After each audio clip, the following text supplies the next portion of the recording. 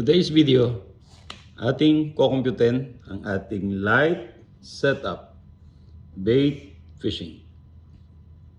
Meron tayong reel na nagkakahalaga ng 8,250 at ang ating rod na 3,600.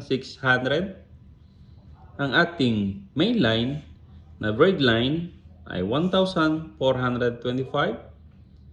at meron tayong rig. Ito ay mono filament at siya ay 75. Meron tayong hook na 75 pesos.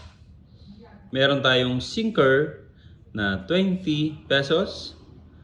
At snap and swivel na nagkakahalaga ng 40 pesos. At ang ating bait, hindi mawawala ang ating bait na shrimp. At ito ay nagkakalaga ng 200 pesos. With a total of 13,685 pesos. Punta naman na tayo ngayon sa going to fishing spot. Transportation. Kawasaka. Gamit tayo ng tsinelas. Pagkain. Nilagang saba. At tubig na galing lang sa balon at poso. So, ibig sabihin, wala tayong gagastusin sa ating transportation. Punta naman na tayo sa catch report.